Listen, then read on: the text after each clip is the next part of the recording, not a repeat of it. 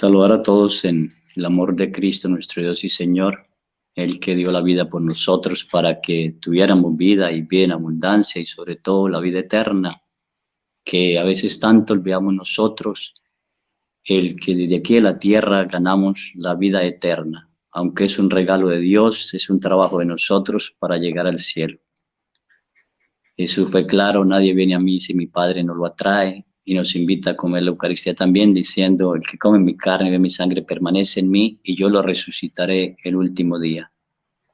Y nadie de los que ha dado mi Padre se escapan de mi mano, sino que permanecen en mí, salvo el hijo de la perdición, es decir, el que quiera perderse. Parto de mis reflexiones, de mis pensamientos, sin querer quitar o añadir quizás más a lo que ya sabemos muchos de nosotros sobre el purgatorio. La Iglesia ha hablado del purgatorio durante mucho tiempo. La primera vez que lo sacó como dogma fue en el Concilio de León en mil y feria, no recuerdo ahorita qué año, 1200 y feria. Se habló como dogma, es decir, una verdad que se viene repitiendo entre la gente, que se mantiene en la tradición de la Iglesia. La Iglesia lo toma y en un concilio bajo la autoridad del Papa reclama que es una verdad de fe, es un dogma, y quien hable contrario a eso que no existe comete herejía. Vuelve la Iglesia a hablarlo también en el Concilio de Florencia en 1400 y feria, en el Concilio de Trento 1500 y feria, y en el Concilio Vaticano II en Lumen Gentium vuelve a hablar del purgatorio. En todas las partes que habla la Iglesia lo considera como un estado de purificación, en sentido en que nosotros no hemos terminado de purgar la deuda del pecado aquí en la tierra. Vamos a purgarla después de muertos en el fuego del amor, llamémoslo así, de la caridad de Dios en el purgatorio. Vamos a terminar o los pecados leves que hayamos cometido después de que empezamos nosotros esa fuerte conversión o cambio de vida.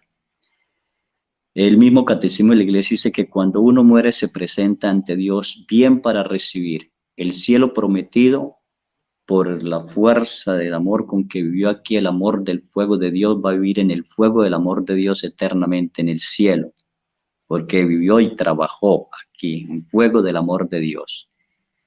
Si trabajó a medias, si no hizo una conversión perfecta, pero sí luchó para la conversión y no alcanzó a pagar, entonces pasa al purgatorio en el fuego herido del amor de Dios para pagar la deuda que tenemos y no hemos determinado de pagar de aquí.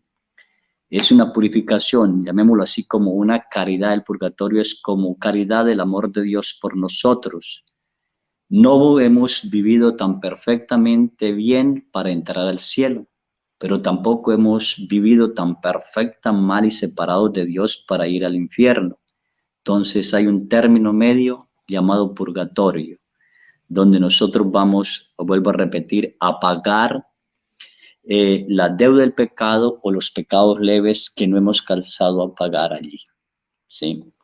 Y lo tercero que dice el Catecismo de la Iglesia: o para irnos al infierno, separación totalmente de Dios en el fuego, ¿sí? Ofendido de Dios, porque no vivimos conforme a la dignidad de hijos de Dios aquí en la tierra. Es aquí donde la Iglesia durante tiempo y la gente durante años memoriales siempre ha orado por los difuntos, siempre ha orado por los difuntos. Hoy en estos últimos tiempos se nos ha olvidado muchísimo orar por los difuntos.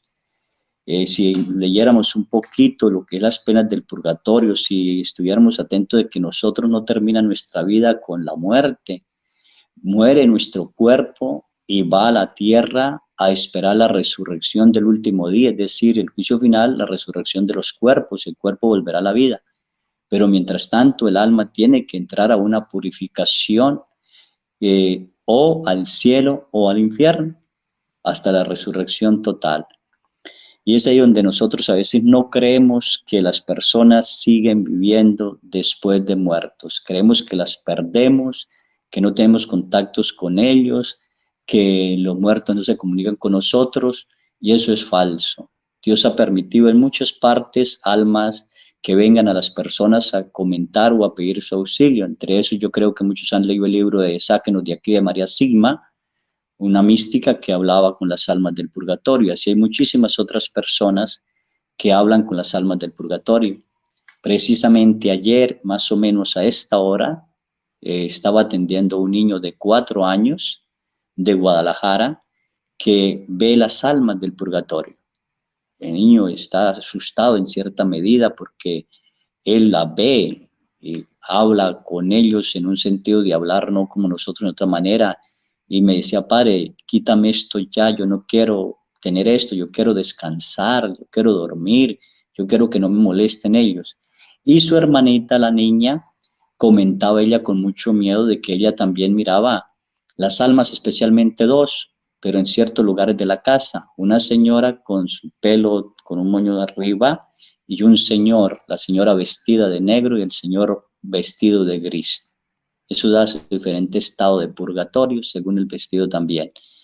Y ella hablaba, y yo le preguntaba al papá de estos niños, ¿la casa la hicieron ustedes? Y me dijeron, no, vea padre, la casa la compramos precisamente porque el señor cayó en una deuda tan tremenda que vendió la casa, el banco la remató, nosotros se la compramos, y el señor fue con una tristeza tremenda y tal cosa. Pero donde escuchamos ruidos, los hemos escuchado, dice el Señor, los he escuchado, y donde mi niño los ve, o ve a ellos, es precisamente en el cuarto del niño, que era la cocina anterior. Ellos transformaron la casa en el cuarto de la niña, que era la cocina, pero en el cuarto de la niña, que era la cocina, y en la sala, que era la sala de ellos, que ahora es una recámara del niño y de la niña. Cocina se convirtió en recámara del niño, y la otra, la sala, se convirtió en recámara del niño. Eso es decir, ¿por qué en otros lugares no se oye o ellos no lo ven? Entonces yo les decía, porque ¿a dónde la pasan más las mujeres en la casa? ¿En la recámara o en la cocina? La pasan más tiempo en la cocina. Esto es una experiencia maravillosa. Ayer yo decía, Dios mío, ¿cómo es posible esto? Y que Dios permite, porque estos seres necesitan ayuda. ¿Y qué ayuda necesitan? Nuestras oraciones. Y las oraciones que debemos hacer de ellos son pequeñas. En los mismos concilios nos han dicho que debemos orar, o qué oraciones son las que sirven. Los sacrificios de la Sagrada Eucaristía, las oraciones, las obras de caridad y otros oficios de piedad, nos dice el Concilio de Florencia. Y eso se ha repetido durante el tiempo. ¿Qué se necesita? Orar por los muertos, ¿sí? Entonces, te lo repito, nosotros podemos hacer 4 cosas por los muertos. Para mí, 4 cosas. La Eucaristía, que es excelente, súper excelente, lo mejor que podemos ofrecer. Las oraciones que nosotros hagamos, sea cualquier oración, sea el rezo del Santo Rosario, sin comentar las almas, sea oraciones que los santos, Dios les ha dado a los santos para orar por las almas del purgatorio, como Santa Gertrudis, si no estoy mal, Santa Perpetua también, que oraba por su hermano. Miles de santos han orado y Dios les da una experiencia, un encuentro con esas almas. Las oraciones, las obras de caridad. Hay muchas personas que nosotros no hacemos una obra de caridad por papá o mamá, y se deben hacer esas obras de caridad. Ahorita más tarde voy a explicar cada caso por qué. Y los sacrificios. ¿Qué sacrificio yo puedo hacer? ¿Algún sacrificio? Por ejemplo, el ayuno por las almas del purgatorio. Me privo de esta comida por las almas del purgatorio. Hago un sacrificio, algo santo para ellas. Los muertos no necesitan más. Ellos no van a ver ni la música que les llevan, ni lo que arreglan del cementerio. Todo eso no les sirve para nada. Eso es un colmar de conciencia de nosotros, ¿sí? Y la Iglesia ha mantenido a través, e invita a través de los siglos a orar por los difuntos. Nos ha invitado mucho a orar por los difuntos, ¿sí? A mantenernos en esa oración y enseñanza, y decirle a la gente que hay que orar por los difuntos. Les decía que desde tiempos memoriales se oraba por los difuntos. Lo vemos en la carta a los Macabeos. Judas Macabeo hace una colecta de 2.000 dracmas de plata, la manda a Jerusalén, lo ofrece por los muertos que han perdido su vida en la batalla, para que Dios los perdone. Dice, si él no hubiera creído en la resurrección de los muertos, o sea, de nada hubiera servido esa colecta y haberla hecho. Entonces se cree que nosotros no solo somos cuerpo, sino que hay un alma dentro de nosotros, porque somos hijos de Dios y a Dios volveremos, ¿sí? A Dios volveremos. Hay que orar por ellos, las súplicas entonces en estas almas. ¿Qué más podemos hablar de el purgatorio? Es ese estado en que a veces uno no logra entender, no logra entenderlos. Yo voy a colocar ejemplos y quizás con eso casos que he vivido y he tenido y con eso aclaro un poco más las cosas, por eso son reflexiones mías.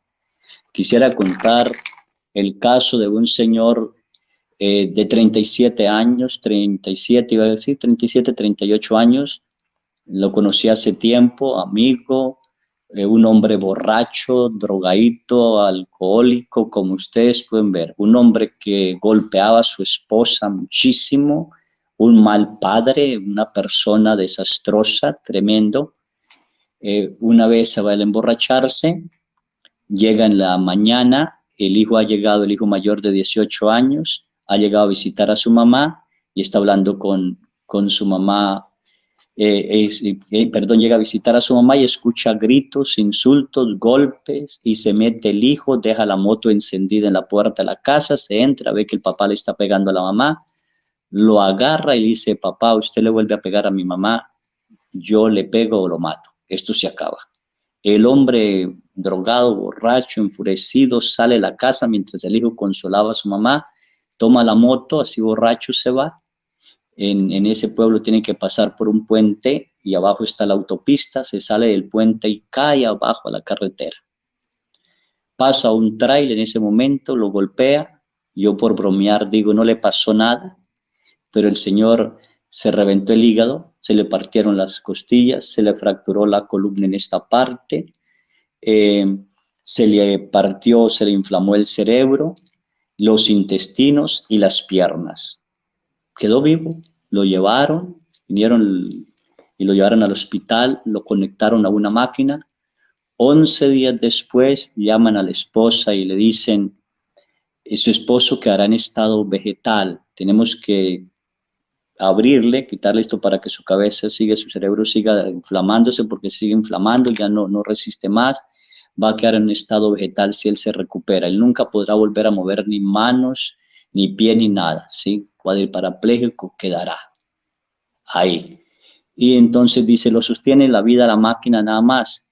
Y el médico le recomienda, yo le recomiendo que se desconecte, que firmen y se desconecten. La señora le dice, yo no puedo tomar esa decisión, yo tengo que consultarle a mis hijos.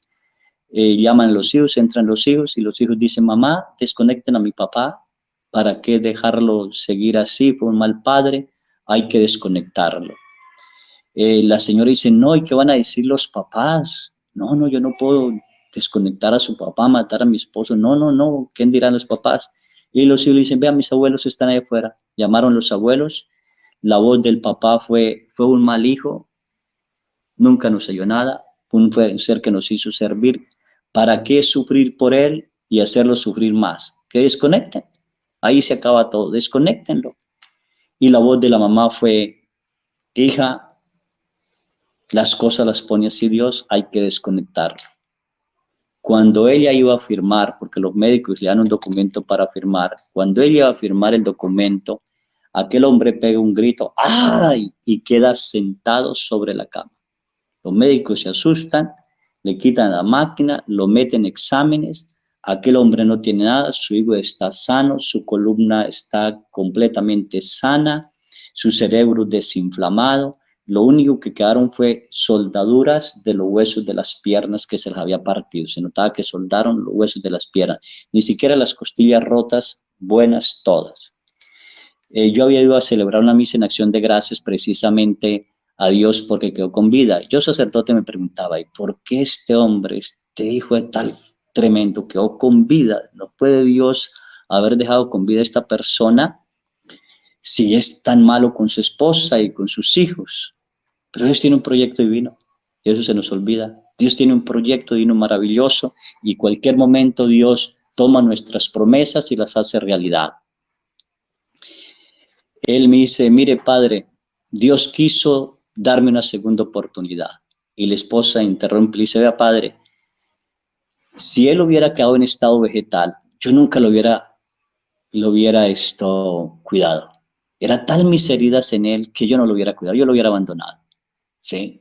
Así que para mí fue un descanso cuando los papás tomaron también la decisión de desconectarlo y toda la familia tomó esa decisión. Y hubo un milagro para mí no fue, padre, el milagro espiritual que le va a contar, para mí fue el milagro de su cuerpo. Un cuerpo que yo vi destrozado, cruel, se recupera, se recupera. Un cuerpo que toma vida en cuestiones de segundos, mostrando que Dios existe y que está con nosotros. Pero que le cuente lo que vivió. Y el Señor empieza a contarme esto. De cuando caí del accidente, vienen los médicos, me toman y me colocan en la ambulancia y yo voy siguiendo la ambulancia. Yo estoy fuera de mi cuerpo, siguiendo la ambulancia. Ellos me examinan y yo voy mirando, pero no sé qué está pasando y en un momento yo entro otra vez en mi cuerpo. No, los dolores de mi cuerpo son tremendos, no puedo expresarme, no puedo decir lo que siento, no puedo decir nada. Los médicos toman una decisión de conectarme, no poder hacer nada, simplemente colocarme en sondas y nada más se me dejan así. Pero en esos 11 días, que para mí no supe qué tanto tiempo era, porque puedo decir que fue un tiempo corto, eterno, no puedo decir por lo que viví, me decía él. Un ser me puso la mano sobre el hombro sin dejarme ver quién era y me dijo, levántate. Yo me levanté y camina. Y cuando salí nuevamente empecé a caminar. Yo caminaba y caminaba por un camino ancho, muy lleno de fango, barro, que me costaba caminar y salir. Y ese ser que me acompañaba decía, camine, camine, camine. Y yo seguía caminando y miraba a las personas muy felices y muy contentas alrededor, pero estaban así entrelazados por raíces, como raíces agarrados en esas raíces como de árboles a la tierra. Y le pregunté a esa persona que me llevaba, que no me dejaba ver quién era, ¿quiénes son estos? Y él me contestó, son vivos de cuerpo todavía que están sobre la tierra, pero viven en pecado mortal. Solo le falta morir para bajar al infierno. Sus pasiones, sus deseos los tienen separados totalmente de Dios. Están ya atrapados, totalmente atrapados. Y él describe 3 lugares donde él encuentra 7 puertas. 3 lugares diferentes donde él encuentra 7 puertas. Llega al primer lugar y le dice, quien va atrás, toca la puerta y ábrala. La tocó, dice que era un camino muy delgadito, muy pequeño, y le dijo, no mire hacia ningún lado, solo camine, camine y camine. Mientras él caminaba, escuchaba gemidos, llantos y lamentos, pero también escuchaba oraciones. Y una de las oraciones que decían, ten piedad de mí, Señor, sáquenos de aquí, ten piedad. Y se escuchaba una voz que decía, nadie ora por ustedes, nadie ora por ustedes. Así en ese lapso, él pasa una puerta, pero escucha los mismos hasta que llega al segundo lugar fuerte, porque son 3 lugares fuertes que él escuchó con puertas diferentes. Y en el segundo lugar, él escuchaba los lamentos más duros, más fuertes. Era un llorar, era un gritar tremendo, tremendo, tremendo. Y se escuchaban como cadenas. Y decía, yo quería mirar, pero aquella persona me decía, no mire, solo camine, camine. Yo caminaba y caminaba y caminaba y caminaba en la primera parte, y ahora en esta segunda parte me parecía que no iba a terminar y escuchaba gritos, gritos, gritos, ayúdenos, ayúdenos, sáquenme, sáquenme, ayúdenme, ayúdame.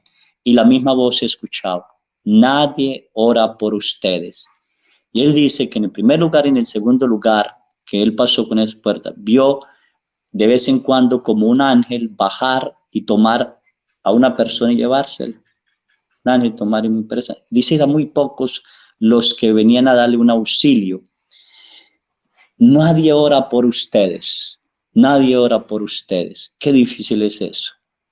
Que las almas estén padeciendo en un fuego de purificación, en un lugar de purificación, en un estado de purificación, sin que nadie ore por ellos. Y así pasa la otra puerta y llega al tercer lugar. Y dice, este lugar era más cruel que los anteriores, donde yo había pasado puerta tras puerta, puerta tras puerta. Los gritos eran tremendos, se escuchaban gemidos, llantos, pero se escuchaban también como aullidos y como insultos. ¿sí? En este lugar se le permitía o habían como demonios. Y yo quería detenerme y eran los lamentos tremendos. Allí no vi entrar ni subir un ángel para darles a ellos. Ellos pedían ayuda y también decían, nadie ora por ustedes. Y él decía, yo creo que pasan de un lugar a otro hasta llegar al primero que yo estuve. Por último, él llegó a una puerta final y le dijo el que lo acompañaba, hasta aquí te puedo acompañar. Has pasado por el purgatorio. El final tuyo es eso, toque la puerta y ábrala. Y él dijo, yo no quiero tocar esa puerta, yo no quiero abrir esa puerta. Si lo de anterior me dio miedo, llevaba miedo, terror, miedo, ¿cómo sería la puerta que me esperaba? Yo no quiero abrir esa puerta. Y volvió la voz y le dijo, te he dicho que abra la puerta. Y entonces en eso él se voltea y lo ve a la persona que lo guía. Y es un ángel. Y le dice, ¿quién eres? Y dijo, soy tu ángel de la guarda. Hasta aquí puedo acompañarte. Hasta aquí me permiten acompañarte. La forma en que has vivido como esposo, como padre, como hijo, como amigo, no merece ni siquiera purificar sus penas. Es lanzado al fuego eterno del infierno, del paso. Y él dice que al abrir la puerta y ve un abismo inmenso, un abismo inmenso, inmenso, inmensamente, donde se escuchan solo insultos, lamentos, gemidos. Es una cosa tremenda y cruel lo que se escucha allí, ¿sí? Él no quiere dar el paso, pero cuando quiere dar el paso escucha la voz del médico que dice, hay que desconectarlo. Escucha la voz de su esposa, de sus hijos, la esposa pidiendo auxilio, la de sus hijos desconecten con un mal papá, la de sus papás desconectenlo. Todo eso él escuchó. Era la despedida ya. El alma ya se desprendía de su cuerpo para ir al lugar eterno. Y le dice, del paso. Cuando él dio el paso al abismo inmenso, pegó ese grito, ¡ay! Y en ese grito él escuchó una voz femenina, agradable, preciosa, que dijo, hijo mío, por favor, dale una segunda oportunidad. Y él pega el grito y dice, yo quedé sentado en mi cama, no entiendo cómo, quedé sentado en mi cama. Yo me preguntaba por qué la Virgen intervino, por qué la Virgen intercedió ante Dios para una segunda oportunidad. Y le dije, ¿estás seguro que la Virgen? Dijo, Padre, 8 días antes yo había ido a San Juan de los Lagos, había subido de rodillas en el templo, pidiéndole a la Santísima Virgen que me ayudara a cambiar mi vida, que yo quería cambiar. Pero la única manera en que Dios podía permitir un cambio en mi vida es llevarme hasta la muerte. Y eso es verdad. Los seres humanos tenemos un cambio profundo ante dos cosas nada más. Cuando nos vemos cerca de la muerte o cuando tenemos una experiencia espiritual tan fuerte de un encuentro con Dios. Mientras tanto, nosotros a veces decimos todo lo que nos dicen, aún lo que yo estoy diciendo, algunos pueden decir es mentira, porque no han tenido ese encuentro perfecto con Dios o no han estado al borde de la muerte.